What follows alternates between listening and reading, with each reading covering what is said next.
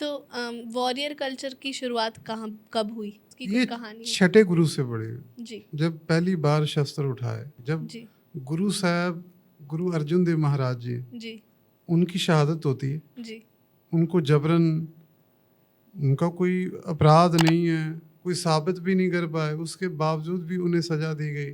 किसने दी थी उनकी सज़ा? जहांगीर, जहांगीर ने दी थी। हाँ, और तत्ती क्या तवी वजह पे की थी? लाहौर। क्योंकि जब गुरु अर्जन देव महाराज प्रचार कर रहे थे ना, तो यहाँ तरन तारण है, जो यहाँ सखी सर्बियों का बहुत बड़ा हेडक्वार्टर था।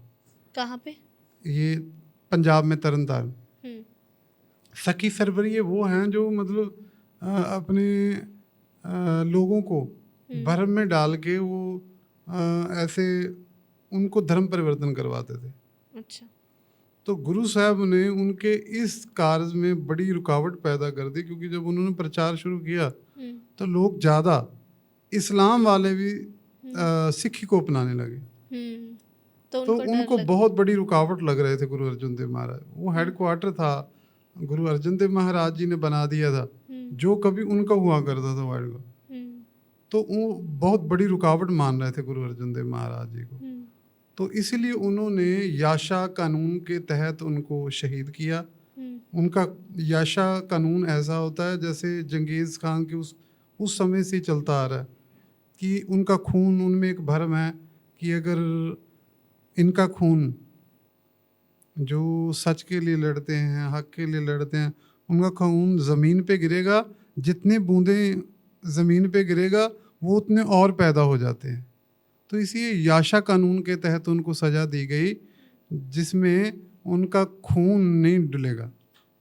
जैसे उनको कत्ल नहीं किया जाएगा।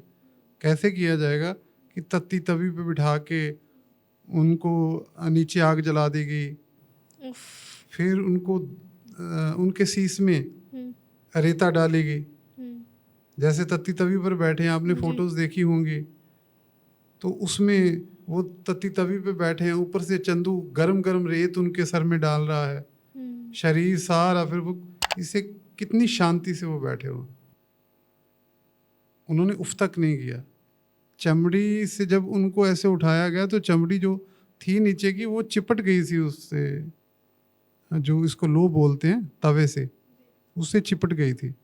तो उनके शरीर पे बिल्कुल छाले। उनको फिर पानी में रख के उबाला गया, जैसे हम किसी बर्तन में डाल के आलू वगैरह उबालते हैं, पोटैटो, उसको बॉयल किया ऐसे पानी में उन्हें डाल के उबाला दिया गया, बॉयल किया गया। फिर ज्योति ज्योत तो समा गए, लेकिन रावी नदी में उनको बहा दिया गया। जब उनको गिरफ्तार किया गया तब उन्होंने अपने बेटे से कहा, आज तक हम बड़ी शांति से, धीरे से हम हर उनका दुख सह रहे थे। क्यों? सोच रहे थे कि इनको कभी अकल आ जाए, समझ आ जाए, इनको ये देख के महसूस हो कि हम कितना बड़ा अपराध। लेकिन इनकी सोच बदलने वाली नहीं। अब हमें टाकरा करना होगा, हमें शस्त्रधारी फौज रखनी होगी, अब इनसे मुकाबला करने का समय आ गया। ये इनकी सोच बदलने वाली नहीं है। हम इतने शांत रह के इतने तसीहे इनके सह रहे हैं, लेकिन ये फिर भी समझ नहीं आ रही। तो अब शस्त्र उठाना। फिर गुरु हरगोबिंद पातशाह जी ने हुक्म किया, कोई भी मुझे मिलने आए वो शस्त्रधारी होके आए, घोड़े लेके आए, शस्त्र भेंटा करे हमें। तब से फिर शुरुआत हुई। फिर गुरु साहब जी ने जंग लड़े, 4 जंगों में ही उन्होंने जीत प्राप्त करी।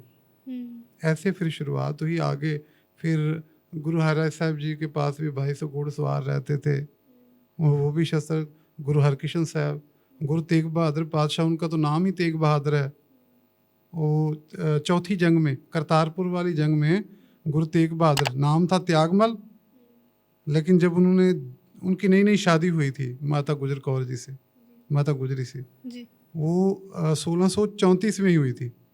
करतारपुर में जंग हो रही थी और गुरु तेग बहादुर साहब जी ने जब शस्त्र चलाया तो गुरु हरगोबिंद साहब कहते हैं कि ये तो त्यागमल नहीं, ये तो तेग का बहादुर है। उनका नाम, मतलब तलवार। हाँ, तेग मतलब तेग, तेग का बहादुर, उसको चलाने, बहादुरी से चलाने वाला। उनका ये तो तेग बहादुर है, तो उनका नाम तब से तेग बहादुर पड़ा। अगर आप ऐसे ही अपनी नॉलेज को अपग्रेड करना चाहते हैं, मोटिवेट होना चाहते हैं और साथ ही साथ एंटरटेन भी होना चाहते हैं, तो हमारे चैनल को hocus focus shorts and clips को सब्सक्राइब कीजिए।